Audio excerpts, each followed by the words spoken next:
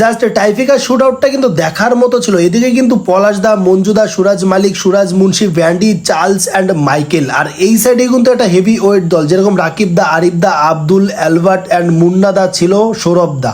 DL এন্টারপ্রাইজের first shot কিন্তু করতে এসছে মঞ্জু দা। ডিএল এন্টারপ্রাইজ, দেখবো এখান থেকে ওটা আসবে কিনা। মঞ্জু, হোয়াট এ গোল, ভালো গোল এখান থেকে মঞ্জু দা। এখান থেকে নিশা হেয়ার কাট নিউ টাউনের হয়ে ফার্স্ট শট করতে এসছে রাকিব দা। ওদিকে গোলরক্ষক আছে সুরাজ দা। সুরাজ ভার্সেস রাকিব, দেখবো এখান থেকে গোলটা আসবে কিনা। সুরাজ ভার্সেস রাকিব, ও এখান থেকে সুরাজ দা ভালো ট্রাইটা করেছিল কিন্তু। এখান থেকে ডিএল এন্টারপ্রাইজের হয়ে সেকেন্ড শট করতেছে ভ্যান্ডি, অ্যান্ড ওদিকে কিন্তু গোলরক্ষক আছে মুন্না দা। চলো এখান থেকে ভ্যান্ডি,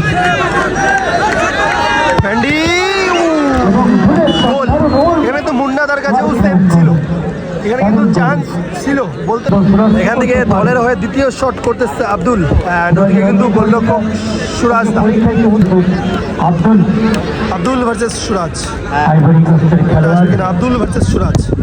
ও সুরাজ দা সেভ করে দিল এখান থেকে। সুরাজ দা ভালো সেভ করলো এখান থেকে।